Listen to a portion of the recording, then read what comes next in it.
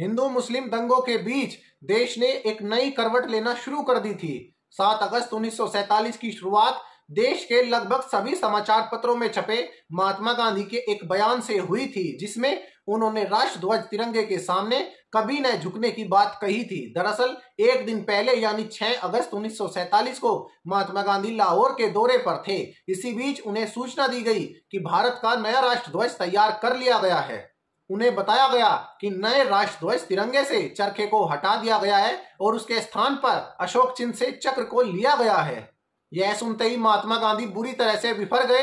बैठक खत्म होने के बाद उन्होंने महादेव भाई से एक प्रेस वक्तव्य जारी करने के लिए कहा। इस वक्तव्य में उन्होंने लिखवाया कि मुझे आज पता चला कि भारत के राष्ट्रध्वज के संबंध में अंतिम निर्णय लिया जा चुका है, परंतु यदि इस ध्वज के बीचों बीच चरखा नहीं होगा तो मैं इस ध्वज को प्रणाम नहीं करूंगा। आप सभी जानते हैं कि भारत के राष्ट्रध्वज की कल्पना सबसे पहले मैंने ही की थी, और ऐसे में यदि राष्ट्रध्वज के बीच में चरखा नहीं हो तो ऐसे ध्वज की मैं कल्पना भी नहीं कर सकता। दरअसल महात्मा गांधी का मानना था कि सम्राट अशोक एक हिंसक राजा था। बौद्ध धर्म स्वीकार करने से पहले उन्होंने व्यापक स्तर पर हिंसा की थी। ऐसे में एक हिंसक राजा के प्रतीक को भारत के नए राष्ट्रध्वज में कैसे शामिल किया जा सकता है। 7 अगस्त 1947 को महात्मा गांधी भावनाओं को अलग अलग भाषाओं में प्रकाशित होने वाले लगभग सभी समाचार पत्रों ने प्रमुखता से प्रकाशित किया।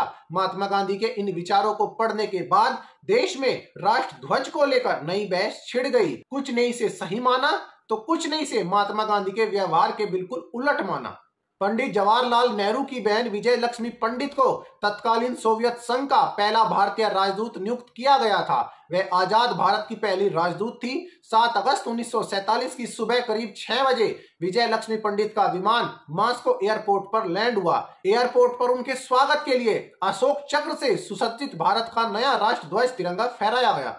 देश के बाहर अशोक चक्र से सुसज्जित तिरंगे को आधिकारिक तौर पर फहराया गया था। उधर रावलपिंडी में पाकिस्तानी हिंदू महासभा के नेताओं की बैठक चल रही थी। बैठक में सबको पता था कि भारत और पाकिस्तान का विभाजन तो अब पक्का है। उन्हें यह भी पता था कि पिंडी और पंजाब के साथ साथ पूरा सिंध प्रांत पाकिस्तान में जाने वाला है। वहीं दंगे फैलने के बाद लगातार हिंदू परिवारों और उनकी संपत्तियों को निशाना बनाया जा रहा था। ऐसी परिस्थिति में पाकिस्तानी हिंदू महासभा के सदस्यों ने मुस्लिम लीग के झंडे के नीचे आने का मन बना लिया। 7 अगस्त 1947 को ही महासभा ने अखबारों में एक इश्तिहार दिया, जिसमें पाकिस्तान में रह रहे हिंदुओं से मुस्लिम लीग के झंडे को अपनाने की मांग की सलाह दी गई थी। अब आप सभी इस बारे में क्या विचार रखते हैं तो कमेंट सेक्शन आप सभी के लिए खुला है। अपने विचार रखिए और जाते जाते चैनल को सब्सक्राइब कीजिए और वीडियो को लाइक और शेयर जरूर कीजिए।